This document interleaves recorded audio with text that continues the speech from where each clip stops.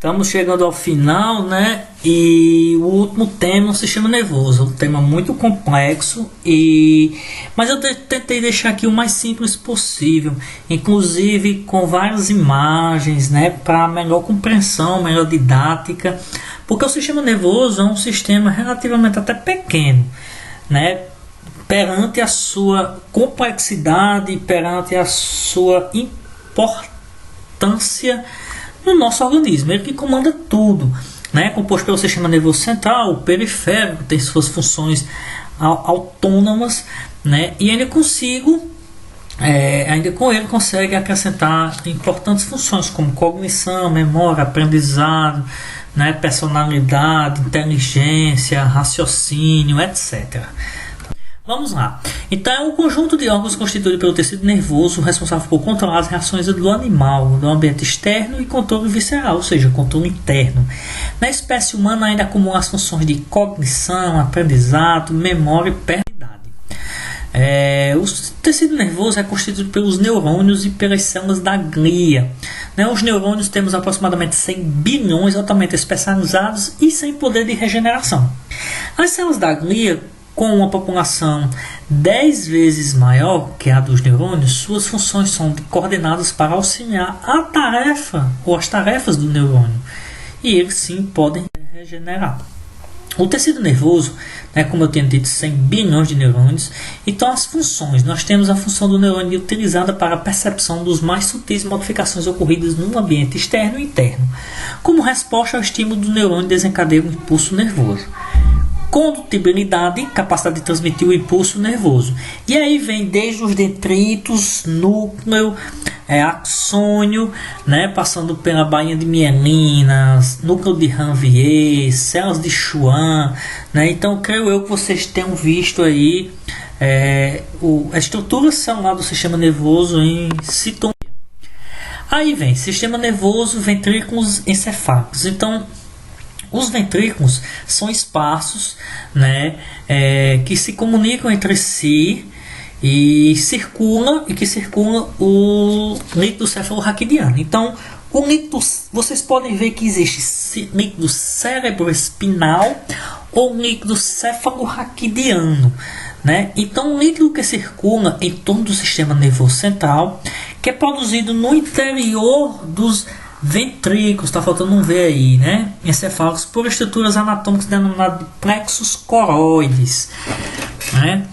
A hidrocefalia é o acúmulo patológico de líquido cerebroespinal ou cefalorraquidiano, com dilatação do sistema nervoso central. Todos os ventrículos se comunicam entre si para que o líquido cerebroespinhal circule nesses ventrículos para o espaço subaracnoide. E aí tem aí o exemplo de ventrículos, Vamos lá. Os ventrículos encefálicos, a gente tem os ventrículos laterais, o terceiro ventrículo, o quarto ventrículo e aqueduto do mesencéfalo, tá bom? Essas daí são imagens extraídas de ressonância magnética, certo? Ressonância nuclear magnética, mostrando esses ventrículos, tá bom? Inclusive de acordo com o número. Nós temos também as meninges, muito conhecida aí, o pessoal chama meningite para cá, meningite para lá, e às vezes não sabe. Meningite é um processo infeccioso da meningite, pode ser bacteriana, viral, Mas as meninges em si, eles são envoltórios conjuntivos, que reveste e protege a parte do sistema nervoso central. Então nós temos aí, se lembra lá da calota craniana, parietal, frontal, occipital, osso temporal, e aí tem essa proteção e tem as meninges que protegem, Nós temos três aí: a dura mater, a aracnoide e pia mater. A dura mater é a mais espessa das três, ou seja, mais dura, mais rígida e a mais externa. Elas estão denominadas de fora para dentro. A aracnoide situada entre a dura mater e a pia mater é a mais delicada, encontra-se bem aderida ao tecido nervoso, como se fosse um plástico filme que recobre o cérebro, tá bom? Principalmente o cérebro aí, o sistema nervoso central. São denominadas de fora para dentro, dura mater, aracnoide e pia mater, como eu já tinha dito. E separando a dura mater da aracnoide, encontramos seu espaço subdural, tá bom? E entre a aracnoide e a pia mater existe o espaço subaracnoide. No espaço subaracnoide circula um líquido cérebroespinhal, cuja função é formar uma barreira mecânica de proteção entre os tecidos nervosos e o meio externo. Beleza, agora tem uma coisa que eu queria trazer aí que vocês colocassem em observação. O espaço entre a canota craniana e a dura mater é um espaço virtual, ou seja, não é um espaço real. Acontece muito em acidente e aí quando a presença de sangue forma esse espaço, a gente denomina como espaço epidural. Aí nós temos aí a dura mater, aracnoide e pia mater, né? E a pia mater a gente pegou que é bem como se fosse um plástico filme, um plástico adesivo sobre o tecido encefálico aí na imagem, né? E a dura mater, a bem mais grossa, rígida e mais externa. Bom, aí vamos lá. Circulação do líquido cefaloespinhal, plexo coroide aí ó, no 1 e espaço subaracnoide. Tá bom? Então são os plexos coroides no 1 e o espaço subaracnoide aí no 2. Aí vamos lá para a classificação. Nervos e classificações. Nós temos aí em critérios anatômicos os nervos cranianos. E aí os pares cranianos são 12, né?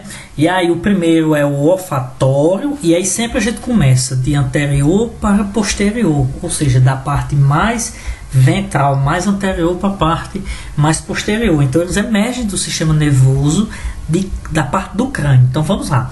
O primeiro é o olfatório, segundo o nervo óptico, né? Terceiro, o nervo oculomotor, certo? O quarto, o troclear.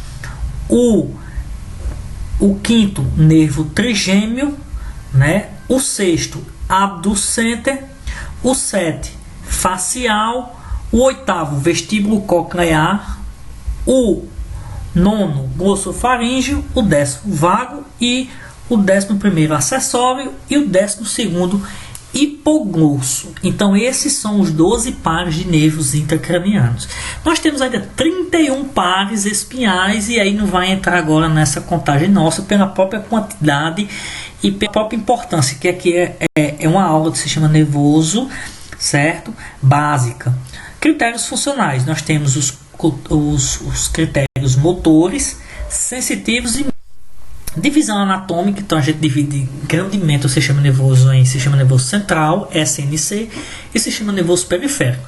O central é protegido pelos ossos do esqueleto axial, da cabeça, da coluna, recebe os estímulos, avalia e desencadeia as respostas, e o periférico, espalhado pelo corpo todo, percebe as modificações ocorridas no ambiente externo e interno e conduz essas informações para a parte central. Então essa divisão é muito simples. Nervoso central então está no eixo, no centro, no esqueleto axial, crânio, né, cérebro, cerebelo, tronco encefálico, medula oblonga e diencéfalo, e o periférico e o nervoso onde tem a medula, né? E o periférico, a rede espalhada, bom? Aí uma divisão que nós temos aí do sistema nervoso central. Então eu tenho um encéfalo que compreende toda essa imagem aí desse quadrinho aí do lado, e embaixo a ressonância magnética. Então um encéfalo compreende cérebro, né, cerebelo e tronco encefálico. O cérebro a gente divide em telencéfalo e diencéfalo. O telencéfalo é essa massa acinzentada, né, dividida em lobo direito e esquerdo. E o diencéfalo é essa estrutura mais mediana aí, mais interna, tá bom? O cerebelo no 3 e o tronco encefálico, o mesencéfalo, ponta e bulbo, 4 e 6.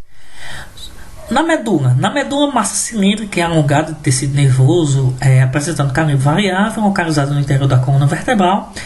O limite superior é no forame magnular, né?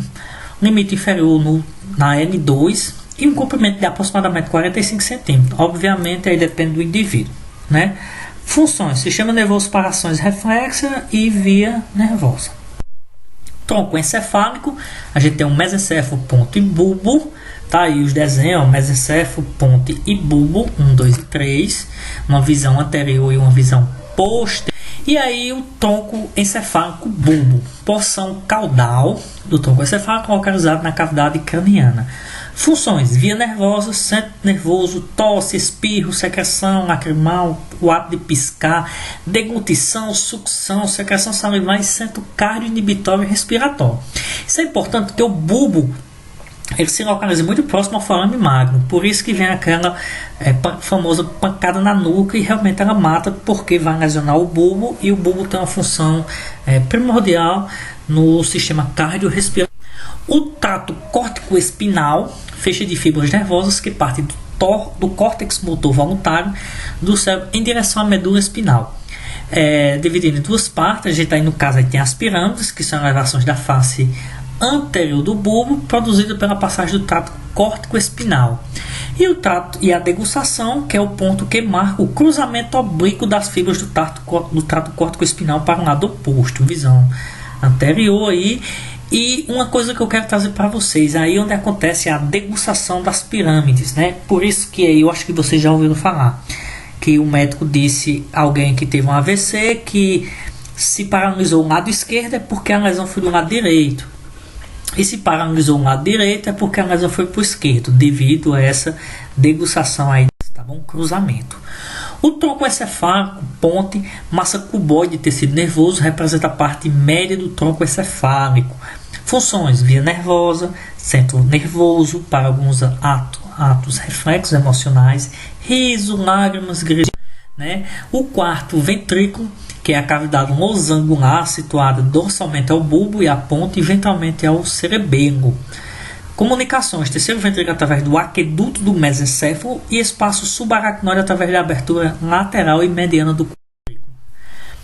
Nós temos aí do tronco encefálico, o mesencéfalo, porção cranial do tronco encefálico, é atravessado longitudinalmente pelo aqueduto do mesencéfalo, onde tem o 1 aí, ó, e é dividido pelo aqueduto em pedúnculos cerebrais e teto.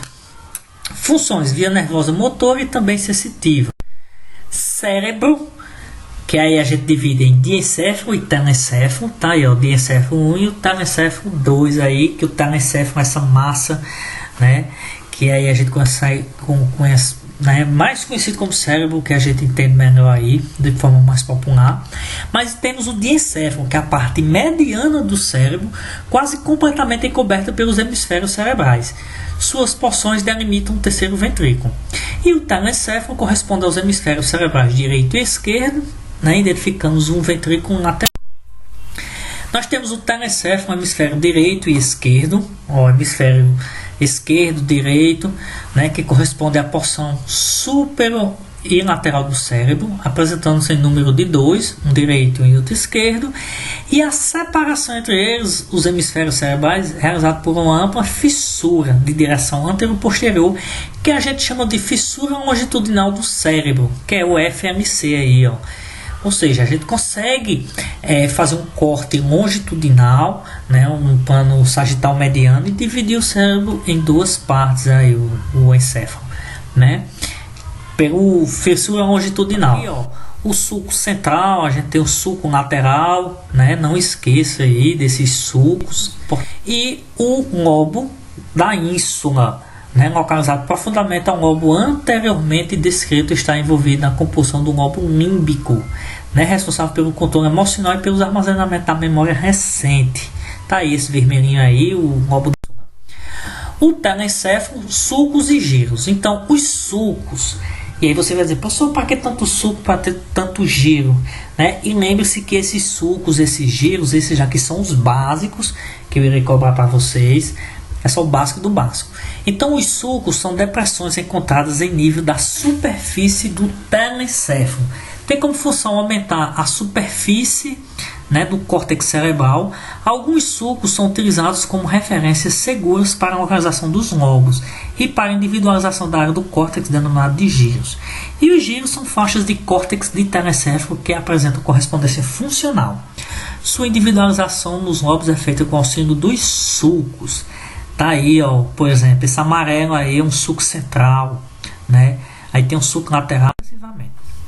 Aí eu trouxe essas imagens assim, bem coloridas, lobos frontal, parietal, temporal, occipital, cada um com suas cores aí, ó, né?